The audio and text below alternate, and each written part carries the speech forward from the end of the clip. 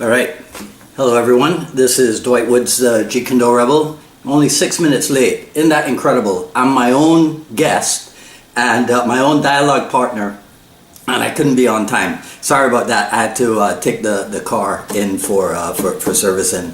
All right. So welcome, everyone, to the Jeet Kune Do Dialogues episode number 45 with yours truly. Flying solo today. I'd said we would do a Q&A thing. So Robert Zabo is here. Hey, I don't know if that's Renan or Hanan Oliveira. Gary Zuniga is here. So guys, remember I said this is that thing that Reddit does, the AMA Reddit. So ask me anything. So if you've got a question for me, I did get a couple of questions in by email. So I'll talk about that, but I'm gonna try to. Hello, David. I have to fix it in my mind who this person at Valor Jeet Kune Do is, because he's on here every time. The real Billy Jack is here. Sifu Nick is here. That's encouraging, right? Yeah. So guys, go ahead and say where you're logging in from. Mr. Kosakowski is here, and I'm gonna try to look at my screens, look at the cameras, and read questions or anything that comes in. All right. Steve Mosley is here from Great Britain. Hello, Steve. All right. So let me see, and I got software downloading on the laptop, so if everything crashes, guys, you know, be nice to me. All right, so you're not going to believe this, right? The first question that came in for me is not really. Sifu Nick. Sifu Nick says, "Ask me anything" is like change my mind. Change my mind is a thing. I believe he's talking about Myrtle Beach, right? Okay, Randy, I got that. I'll never forget it again. Sifu Nick says that ask me anything is like change my mind, which is a Steven Crowder thing. And some of you guys might remember that way back in the old days, like a year ago, when we first started doing the Jeet Kune Do dialogues and the broadcast, I actually took issue with something that Steven Crowder had said about Bruce Lee. Crowder had said that Bruce Lee was, let me see if I can remember, that he was weak as a kitten, that he had no strength, that he could not fight, and something else, right? So that was kind of interesting, and so we started the early days of the broadcast or the dialogues with trying to what do you call it, debunk what Steven Crowder had said, right? Okay, so thanks to everybody who's coming in. The guys at Yassine JKD are here. Bill Sang's here. Who else? Let's see. Let me go back here for a second. Norm Willis is here. Emil Martirosian. I've never had to pronounce your last name, Emil. Good to see you. Carlos Garnett is here. All right. Yeah, he really said that, Sifu Nick. Let me see if I can find it. I hope that this downloading of the thing doesn't mess me up. It was the Jeet Kune Do broadcast number 2, Sifu Nick. So if you go on the YouTube and take a look at it, you'll see that. All right, so you guys know that this is not these shows are not about me. These shows are about my dialogue guests, and then when we do the broadcast, it's about issues in the or topics, I should say, in the. Oh, okay, Bill. We'll talk again. I had a really great conversation, excellent conversation with Bill Sang a couple of days ago, and I look forward to doing that again. All right. So the first question that I got, seriously, was how did you become the JKD Rebel, and what's behind the name, right? So How many of you are familiar with the book Winning Through Intimidation? It's by Robert Ringer. So if you guys could put in the comments yes or no, or a thumbs up or something, if you're familiar with Winning Through Intimidation by Robert Ringer. I'll give you like 5 seconds. I really should be able to look at both screens at the same time, shouldn't I? Right? No. Okay. Well, so it's a great book, but the title ultimately backfired, because if you name your book Winning Through Intimidation, it sounds like the book is designed to teach you how to intimidate people and win over them. And so sometime later they retitled the book and called it To Be or Not to Be Intimidated. And actually what the book was not teaching how to win through intimidation. It was actually teaching you how to not be intimidated and win, right? So there was a little bit of controversy over the title of that book and what have you, right? But it's a concept that I came across in his book, and it's about leapfrogging. So let's say it's not waiting around for somebody to appoint you as whatever and whatever. It is you appointing yourself, right? So that sounds kind of grandiose, I know, but the reason why I say that I appointed myself is this. In the JKD world, I felt that people were doing things in a way that, to me, right, to me was not quite JKD. So I'll give you an example, and this was probably a topic in one of the broadcasts. So you could probably go take a look at this. For example, the whole idea of being enthusiastic about your art, right? So I noticed that people who were into BJJ, people who were into MMA, people who were into Krav Maga, people who were into Sistema, people who were into Penjak Silat, everybody would wax effusive about their art. But for some reason, actually I know the reason, in JKD, what do? We adhere to this premise of don't fuss over Jeet Kune Do. And I'm like, no. Because I think so Bruce Lee is supposed to have said, Jeet Kune Do is just a name, don't fuss over it. Agreed? I'm gonna try again for thumbs up and a reply to my question from you guys, right? Bruce Lee said, Jeet Kune Do is just a name, don't fuss over it. My take on that, the it to which he is referring is the name. My interpretation of that is Bruce Lee said, Jeet Kune Do is just the name for the art. Don't fuss over the name. Call it whatever you want to call it. I don't think that he was implying that you do not fuss over the art. And so with that approach, which was kind of rebellious, then at that time I was deep into the study of marketing and what have you. And I had come across John Carlton, who's one of the world's top copywriters, and John's online moniker was the Marketing Rebel. So I just kind of copied that from him, right? And yeah, so that's what's behind the name, and that's how I became the Jeet Kune Do Rebel, right? So the second question was, what's the difference between Jun Fan and Jeet Kune Do?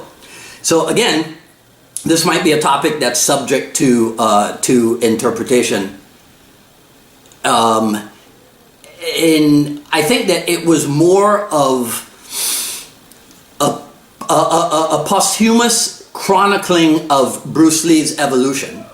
And so then that's where, you know, the division of the eras came about. So we had the Seattle, chronologically, we had the Seattle era, we had the Oakland era, and then we had the Los Angeles era. And Los Angeles is where the term Jeet Kune Do was coined. It was during that time. So I think then that's probably where, when people started to chronicle Bruce Lee's evolution, then the Seattle era was considered perhaps the non-classical Chinese Kung Fu. Then Oakland would be the Jun Fan Kung Fu, and then Jeet Kune Do would be like the JKD era. So then you could say that Jun Fan is the stuff that came before Jeet Kune Do. Maybe, maybe not. Chris Kent said that they went from one day literally to the next day, or like from one class to literally the next class, where the name given to what they were doing was now Jeet Kune Do. So before it was whatever it is that they called it, and then it became Jeet Kune Do. So, and I think what's interesting is that to this day, the what do you call it? The Seattle group, right, maintains the name of Jun Fan Gung Fu, and even the school, the Jun Fan Gung Fu Institute, right? So if there is such a thing as a difference between Jun Fan and Jeet Kune Do, then maybe it's just a chronological difference. What is meant, this was another one that came in, what is meant by the art of Jeet Kune Do is simply to simplify. And I think that's actually the title of a chapter in Sifu Inasano's Art and Philosophy, right? So I'll tell you again what I think, right? Because it's Ask Me Anything. Simply to simplify does not mean to be simplistic. I think that simply to simplify means to take that which is complex and work the stuffing out of it and break it down into simpler terms or even simplistic terms, right? It is to work at your craft so hard that you end up making it look easy, right? So, which is like one of the greatest compliments that your students can give you, right? When your students go, man, you make that look so easy. Yeah, why? Because 36 years with Dan Inasano. Because Dan Inasano, Cass Magda, Chris Kent, Burt Richardson, you know, a whole bunch of people, Mark Sells, Blaze Loong, Steve Chun, Jeff Amata, all these guys were my examples. I saw all these guys making it look easy, and I was like, okay, how did they get to do that?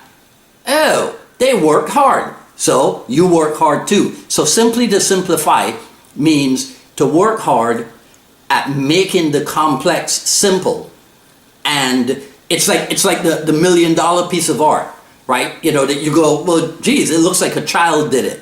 But we know that that artist spent a long time. Or even, you know the story of, I think it's like the auto repair guy, right? So whoever it is calls the guy to repair, and he opens up the hood, and then he looks around, right? And then he takes a hammer and he hits the thing. And then he gives them the bill, and the bill is like $1,500, right? And so it's like, well, you just hit it with a hammer, right? And then he says something like, I'm paraphrasing here, he says something like, it was $100 to hit it with the hammer, but it's $1,400 worth of knowledge and experience to know where to hit with the hammer, or something like that. That's what it means in Jeet Kune Do to simplify.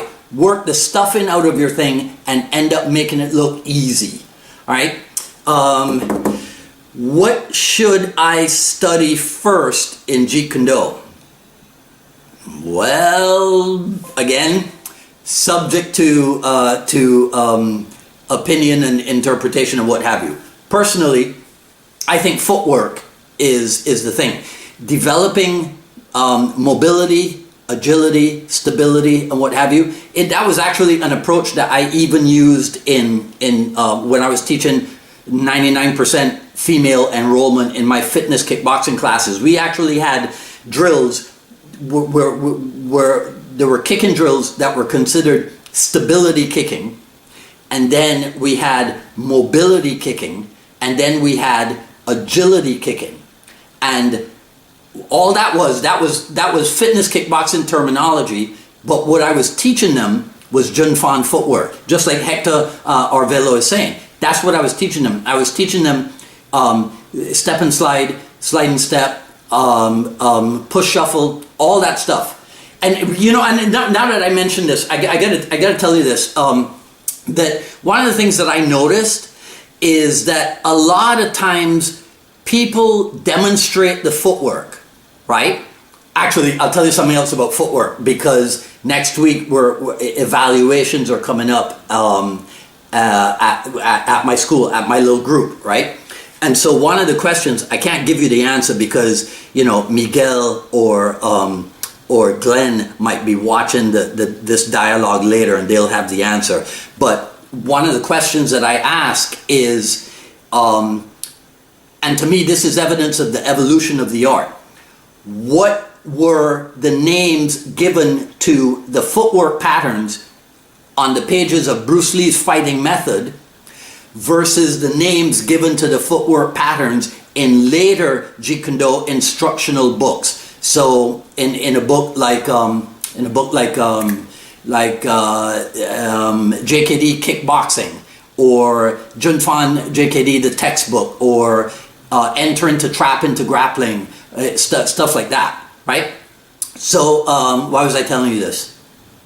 I forget why I was telling you this, but anyhow, that's how I started even the fitness kickboxing people, right? So I think that a person should start with footwork. Now, as instructors, I'll tell you something else, right? And it's related to the fitness, the whole fitness kickboxing stuff, right? When I was talking to, all right, Bill's saying, take care, I'll talk to you soon. When I was talking with JJ Dallo in last Friday's dialogue, we talked about why do people come to martial arts schools and what have you. And I think it's fair to say that there's a huge percentage of people who come because they want to get in better shape. And a lot of people, when they want to get in shape, that means they have to work their cardio, right?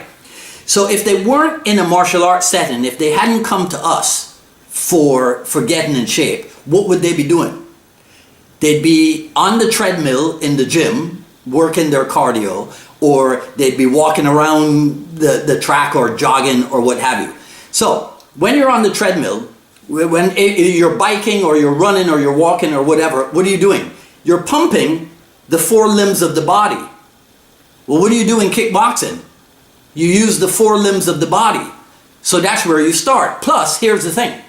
Everybody knows what kicking and punching is. They do not know what trapping is, and they might know what grappling is because of the popularity of BJJ and MMA, but they can't really pull it off. So the idea is start with that which is familiar, and everybody is familiar with kicking and punching. So you teach kickboxing at whatever level the person is able to perform, and that gives you a base level of fitness. The other thing that it does, since we were talking about footwork and mobility and stability and agility and what have you, when you teach kickboxing first, you actually teach the person how to gain what I call impeccable control over their own center of gravity, right? So Rick Young, the top-notch judo and jiu-jitsu colleague of mine from Scotland is on here, right? Trapping and grappling require what I call the impeccable having control over your opponent's center of gravity. So the way that you acquire impeccable control over your opponent's center of gravity is to first develop mastery of your own center of gravity, right? So you start with footwork and you start with basic kicking and punching, if anybody asks me. Right? What else is there? So this was another one that was aimed at me specifically, right? So it was, why do you do these programs and what's the message, right? Okay, so the first reason that I do these programs, and that they mean the broadcast and the dialogues. One, there is very little in the world that I love doing more than training martial art, teaching martial art, talking about martial art, right? And then over my almost 4 decades with people, right? So Sifu Nick is talking about Rick Fay, right? Well, come on. There are such incredible people in the JKD world, right? And I love talking to them. I don't travel as much as I used to back in the airline days. So if I can get them, if we can use the internet and I can get to talk to a JKD colleague and interview him or her and put it up and make it available to everybody else, then my heart's content. because I love talking about martial art in general, but I love even more talking about Jeet Kune Do specifically, right? So that's one reason for doing these programs. The message is somewhat related to what I talked about just now about fussing over the art, right? Everybody who's into BJJ makes a big deal about it. They fuss about it. Everybody who is into MMA, they make a big deal about it. They fuss about it. But in JKD, we're like, well, no, you know, Bruce said, Bruce, right? As if they're like best friends, right? Bruce Lee said, JKD, don't fuss over it. I say, don't fuss over the name of what we call it. Don't fuss over what your lineage is or what have you. But we do make a fuss and by fuss I mean take what you do seriously, right? So we do make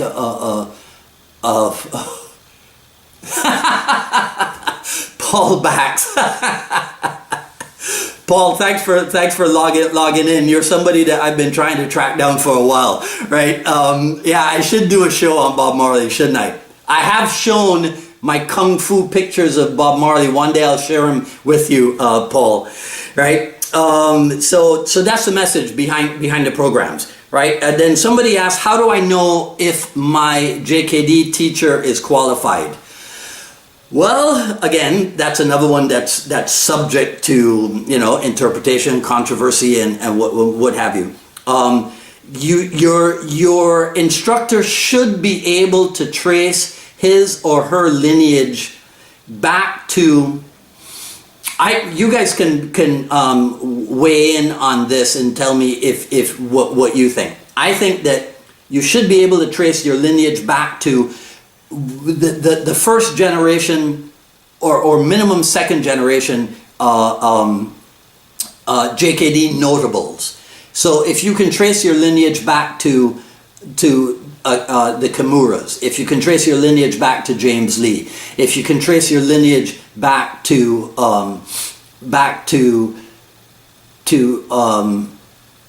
Bruce Lee himself, right? To Inosano, to Jerry Poteet, to Ted Wong, to Tim, you know, those guys, right? The guys who trained with Bruce Lee, right? If you can trace your lineage back to one of them, or if you can't trace your lineage back to one of them, then you should be able to trace your lineage back to like their first generation students, right? So a Cass Magda, a Chris Kent, a Jeff Amada, you guys know who I'm talking about. But if your Jeet Kune Do instructor is a guy who trained under a guy who trained under a guy who trained under a guy who trained under Paul Vunak, I don't know, right? I'm not saying that the guy's heart is not in the right place, but he's way far down, and to me that might be a little bit suspect, right? Okay, so every instructor is different at what point to introduce trapping to a beginner. After a couple or after they learn basic footwork, kicking and punching, whichever. Okay, so here's my opinion on that. Like I said, trapping and grappling require the skillful manipulation of the opponent's center of gravity. So when the student demonstrates impeccable control over his or her own center of gravity, then I think it's time to introduce them to trapping. But like I said on the broadcast 2 days ago, somebody who's been around for 3 weeks, that's not when they should be learning knife disarms, right? It's not time for that, not yet. So in terms of trapping, I think that trapping is a thing that should come, if they know how to move, if they know how to hit, then let's now introduce them to bridge contact, and maybe trapping is something that now they could, because not only that, in Chris Kent and Tim Tackett's book, right, in Jun Fan JKD, the textbook, they have a whole sequence on reasons to trap, right? So you don't like Paul Vunak used to famously say, and Mr. Singh is on here, so he could verify this for me. Paul used to famously say, it's not like you go, I trap I trapped him and now I got him or I beat him. You got to have a reason for trapping. So you trap to hit, you trap to throw, you trap to take down, you trap to choke, you trap to something. You don't trap for trapping's sake, right? So you don't go, pak sao and hit, or even double pak sao and go, hey, did I beat him? That's not what trapping is about. So the students got to know how to hit, and then be introduced to how to remove a barrier to continue hitting. So that's my little take on it, right? Okay, so I don't see any other questions coming in. Let me make sure. All right, no, okay. All right, so this is a touchy one, all right? And I will say, okay, so I'll answer the question before I tell you guys what the question is, right? It happens in probably every sphere of human endeavor, okay? So that's why it happens in JKD. It happens in JKD because it probably happens in every sphere of human endeavor, right? So I'll give you a hint. At one time there used to be a thing called, there was a thing called religion. At one time there was a thing called, let's call it Christianity, right? And then Christianity started to break up into this and that and the other one, and so now you have the Catholics and you have the Anglicans and you have the Episcopalians and you have this and you have this, right? So you have layers and levels within this thing called religion. You kind of have the same thing within this thing called Jeet Kune Do, levels and layers and what have you. So here's what the question was, right?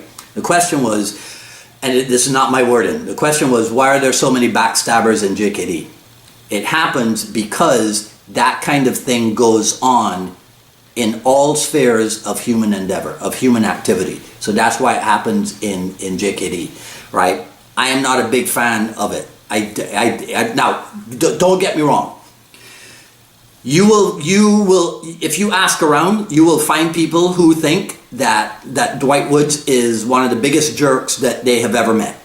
And if you ask around, you will find a few people, right, who think that Dwight Woods is a cool guy. That's a reality of life. And so that happens in the martial art world. People go and they train with someone, and then sometimes for very good reasons, for excellent reasons, they find that they have to break away from that instructor, right? If that's where life takes you, if that's where your Jeet Kune Do life takes you, that's what you do. But truth be told, there are some people who break away for other reasons. Okay? They break away because Sifu Nasano said it one time. I think it was Sifu Dan. Now I can't remember who it was. Let me retract that. It wasn't. I can't remember who it was. So let me just rephrase that. But somebody said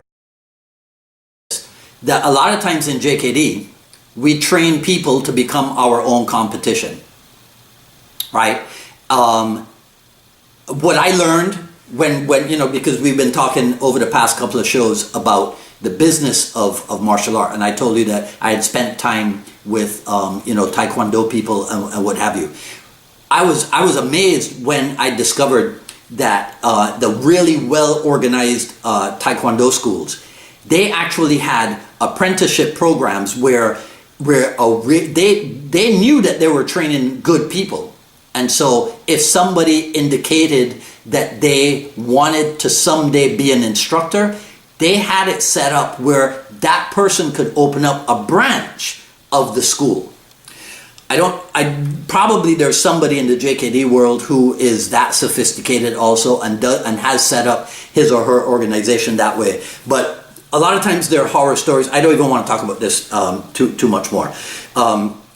There are people who do it the right way and there are people who do it the wrong way. There are people who get permission from their instructor and they go 10 miles, 15 miles away from their instructor's school and they open up there. Then there are people who stab the instructor in the back and open up down the street, right, and start trying to steal students away from their instructor. This is a reality of the world.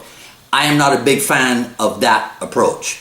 I think if you're leaving your instructor on less than good terms, at least have the decency to open up in a place where you will not be in direct competition for it. Because here's the deal, see? Here's the deal.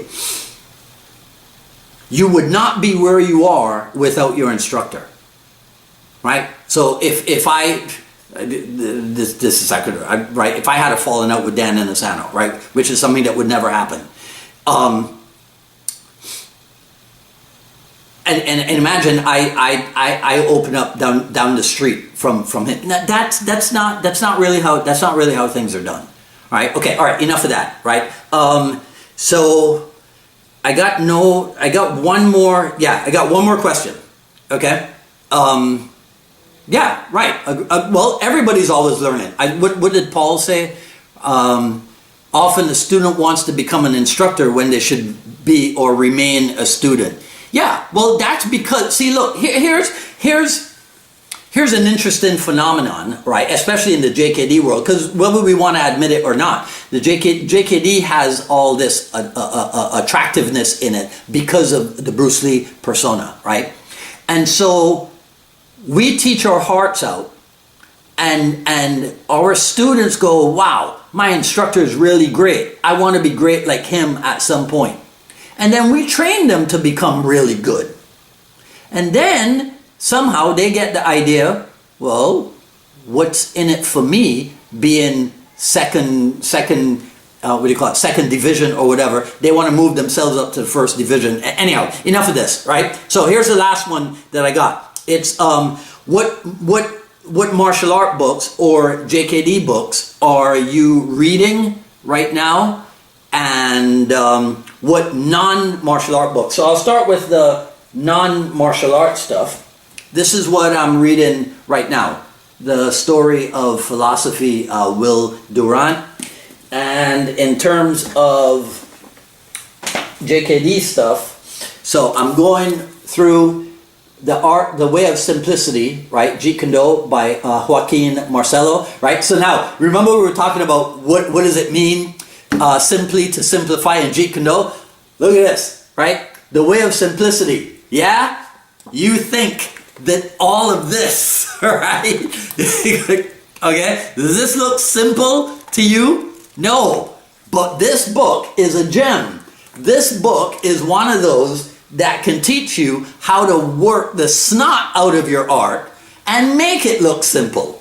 That's what to simply simplify is. Work real hard at getting good, right, and making it look easy. Okay, so I'm reading that, and I am reading Bay Logan's Bruce Lee and I. Terrible title, good book, right? Especially for people who are of that generation or that era where you spent some time in the cinema with the kung fu films. This is really good for that, right? Okay, so yep, I agree 100%, Paul. The Way of Simplicity, it's a great book. It's a work of art. It really is, right? Okay, so that is it for today, guys. Can I elaborate on which one, Hector? Bruce Lee and I, or The Way of Simplicity? I'll take a sip while Hector types in his answer.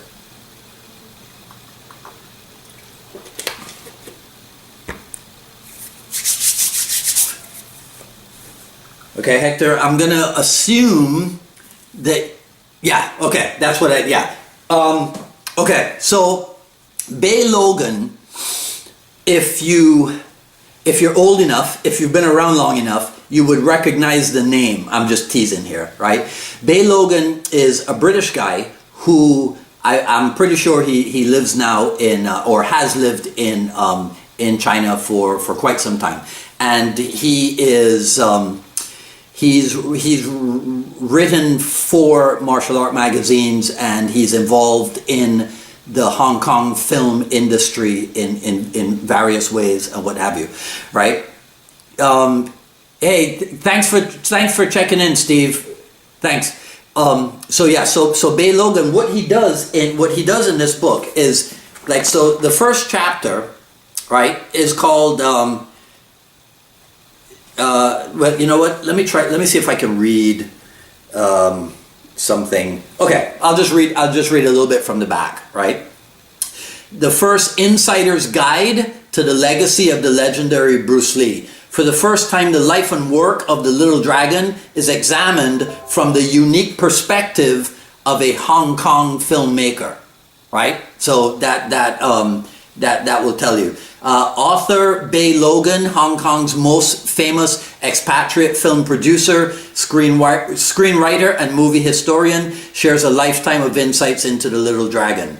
You'll find in-depth analysis of all the Bruce Lee movies with first-hand on-set stories of their production, a detailed study of the unmade Bruce Lee film projects, an overview of the history of Bruce Lee's Jeet Kune Do, right? Donnie Yen wrote the foreword for it.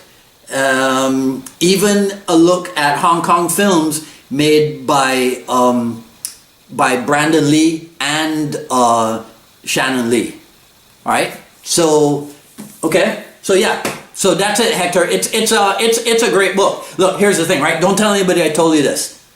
If somebody puts out a book about Bruce Lee and Jeet Kune Do, I buy it. All right, it's that simple. Okay, it's just like if somebody puts out a T-shirt, right, with Bruce Lee on it, I pretty much buy it. Right? Okay. All right. Yeah, Paul, these are available. Yes. Once we're done here on Facebook, then there is a YouTube channel for both the I Love Jeet Kune Do broadcast and a separate channel for the Jeet Kune Do dialogues. Okay. All right. I think that's it. What else did I put here? Yeah. I'm also rereading the 12 Rules for Life by Jordan Peterson, right? I'm rereading that one, right? For sure, Paul, okay? All right, well, there's other stuff that I want to talk to Paul J. Bax about, so I'll be in touch with you. All right, guys, that's it. A JKD Book Club.